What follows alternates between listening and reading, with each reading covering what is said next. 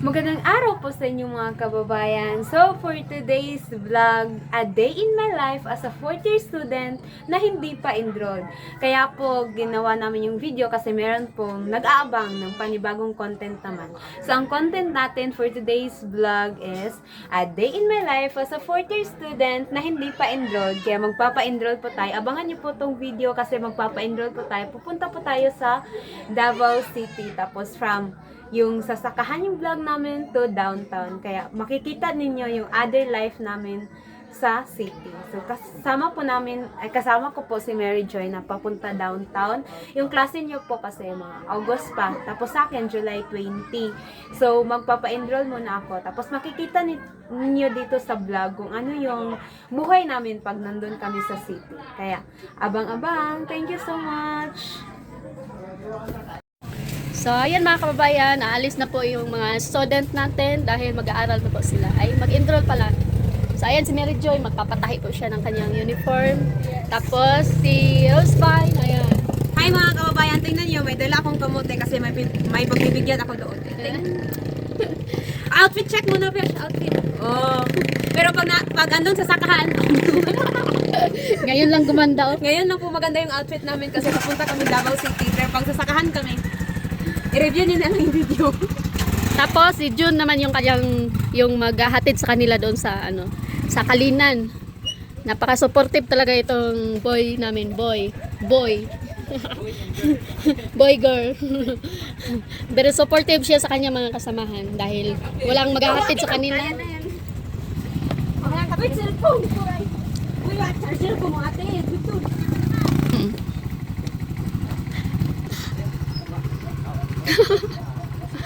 Hala, mo delivery kamote. Kamote, gusto mo?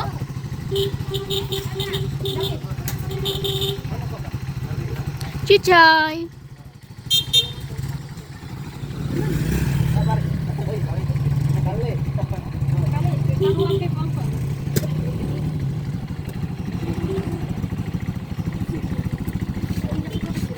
Ay, salamat.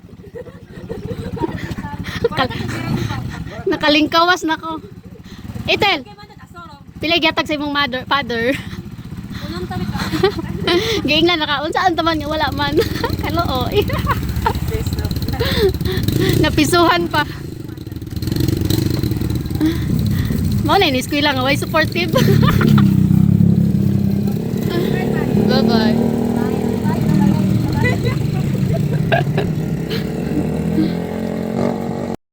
At ayun po mga kababayan, papunta na po kami doon sa Lacson. Tapos nag-stop pa kasi kami kanina po sa Malabog kasi nagpapa-change ng gulong si June. Kasi daw po, pag hindi daw i-change yung gulong, may possible po na puputok na siya kasi po nagamit na po ng sobra yung gulong. Tapos dito po, nakasakay na kami ng ano yan, yung bao-bao or anong tawag dyan sa sa downtown. Basta yan po yung sinakyan namin ni Mary Joy para pupunta po kami doon sa terminal ng L3 kasi doon po kami sasakay papuntang Rojas or papuntang sa Boulevard. At ayun po, nakarating na kami ni Mary Joy dito po sa terminal ng L3. Tsaka po, dito muna kami kasi hintayin pa namin yung mapuno yung L3. Tapos muna kami ng ticket namin para po makapasok tayo sa L3 kasi po yung ticket nila makikita niyo dito sa video yung yung ticket nila. Tapos tapos na ako magbayad. Charad! Ito ganito po yung ticket nila. Tapos may iba't ibang kulay yan. Tapos yung sa L3 na sasakayan mo, yun yung kung ano yung kulay yung naka-assign sa kanya, yun na yung sasakyan mo. And fast forward, dito na tayo sa school! Kaya ito po, doon lang po sa Boulevard nakapag-stop si Mary Joy kasi pupunta daw muna siya sa boarding house. Tapos ako naman, tuloy-tuloy na yung biyahe ko pa school. Tapos, nag-isip-isip ako, parang man ito, parang close man dito yung sa kabilang gate, yung sa may na gate. So, parang pagdating ko dito, tingnan nyo yung sa paligid. Kung sa Davao kayo, parang familiar naman ito ng mga place pero yung sa ibang lugar, Eto po, ganito po yung ano namin, yung papasok sa school. Tapos eto, na-remember yung kamote ko sa intro. Yes, dala-dala ko pa rin siya until papasok sa school. Dahil po, ang pagbibigyan natin is nandoon po sa loob ng school. Tapos, pag isip-isip po, dito na lang kaya ako dadaan sa main na gate. So, eto po, yung daanan papunta doon sa main na gate, parang ganyan. Tapos doon po sa baba ng school namin, syempre may mga ano na dyan, may mga businesses. Tapos eto may, ano yung tawag niyan? May parang noodles, Korean noodles, ganyan. Tapos never pa ako nakapagkain ng ganyan kasi po hindi ako fan ng mga ganyan. Tapos ito sa kabilang ano is convenience store. Tapos ito po yung pag gusto ko lang magkain dito. Like, yung sa mga soft drinks, kasi po, yung sa prices ko, hindi po sila the same. Pero, eto po, papasok na po ako sa school. Charan, alam niyo ba kung saan ako nagsuschool? Yes, dito po sa Ateneo de Davao University. Kaya pupunta muna ako doon kung saan ko ihatid yung kamote na dala-dala ko. Tapos as you can see po, ganito po yung sa school namin. Ito po. Tapos yung paghahatdan ko po is doon po sa pinakababa talaga. Tapos alam niyo ba guys, sa ilang years ko na dito, parang hindi ko pa talaga na-explore lahat ng buildings dito kasi po minsan ang sa ano ko room ng assignment namin para sa subjects namin is parang pare-pareho lang. So parang hindi ko pa na-explore yung buong building talaga. Yun po. Tapos dito po makikita niyo may elevator diyan. Tapos pag mag-straight ka doon, dito po kasi dito yung parang naging tahanan ko na kasi dito po kami nag-stay, yung mga scholars, doon po kami sa baba, doon po kami nagkukwentuhan, doon po kami nagrarant ng ano yung mga issues, ganyan. Tapos dito po kami nagkukwentuhan, dito rin po kami nagsa-study. Kaya po, tapos dito po, nakarating na po ako dito. Tapos, ano ako dito na, te, nanay mong kamuti.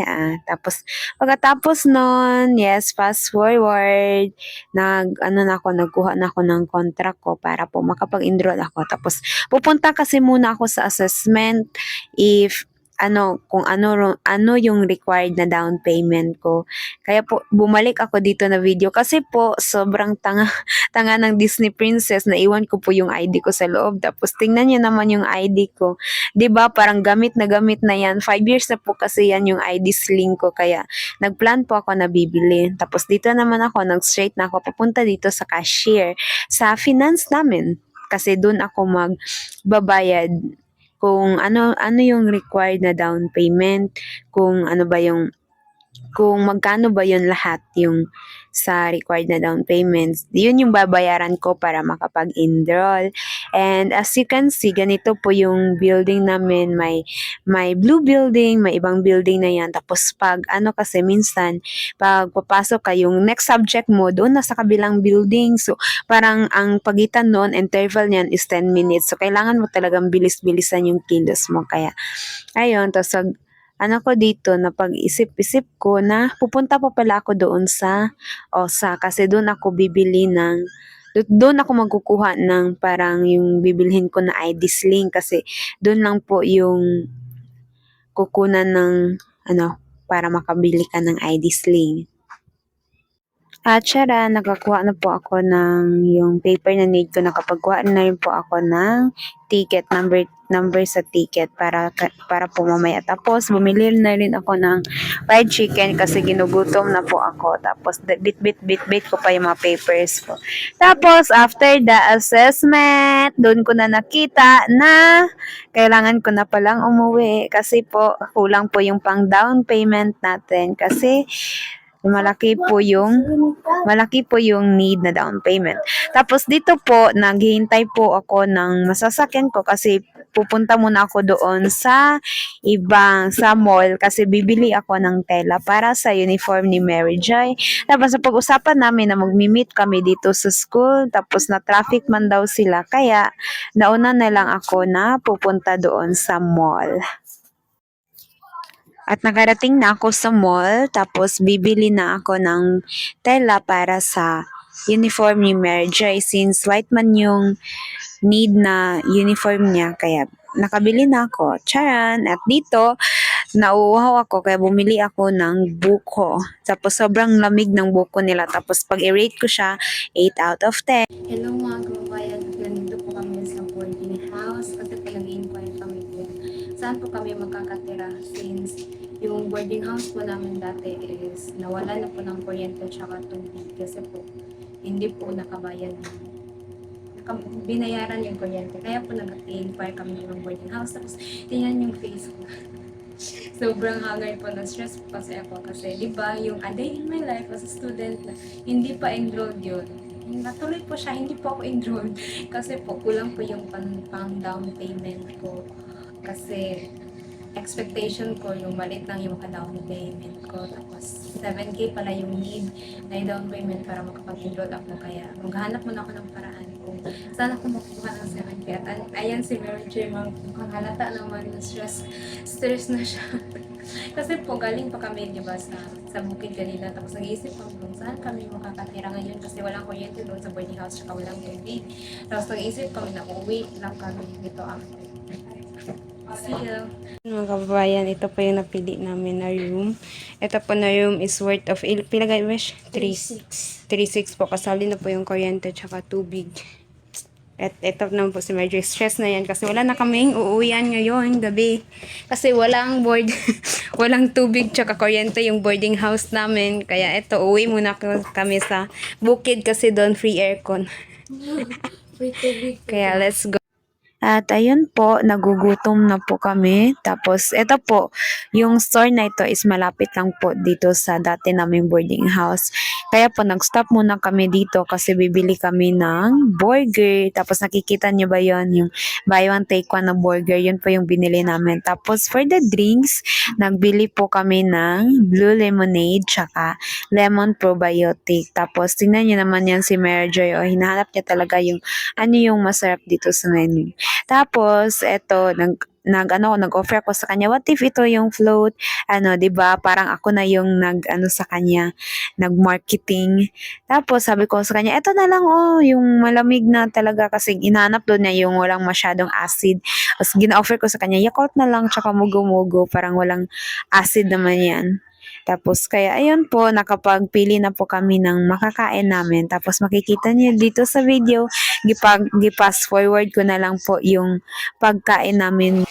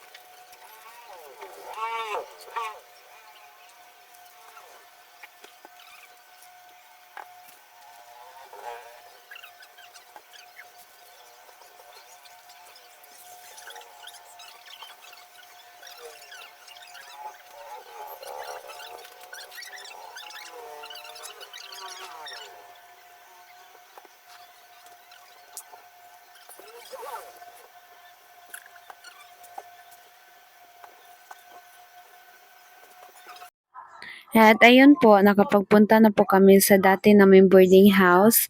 Tapos ano na po kami dito kasi palabas na kami kasi papunta na kami sa L3 kasi sasakay naman kami ulit kasi uwi nga kami sa bukid. Tapos alam niyo ba mga kababayan na yung boarding house namin, dating boarding house namin is doon na ako from grade 7 until nag-college ako. Tapos ngayon lang nagka-problema ng ganito po. Tapos yun po yung nakita niyo sa video, doon po kami magta-transfer ng boarding house. Tapos napag-isip ko na hindi pa man ako nakapag-enroll. So uwi muna ako ng bukid. Tapos hanap ako ng paraan saan ako makakukuha.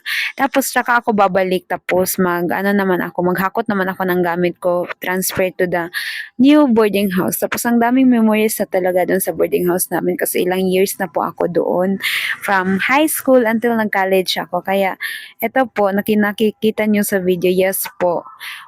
Ano Tapos pagdating po namin ni Mary Joy sa Kalinan, umuulan po ng malakas.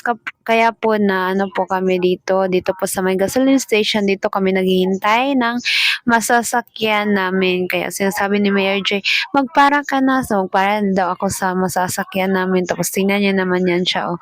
Tinitingnan niya ako na magpara na daw ako. Kasi po, tingnan niyo yung mga tao dito, nagpapasilong po sila.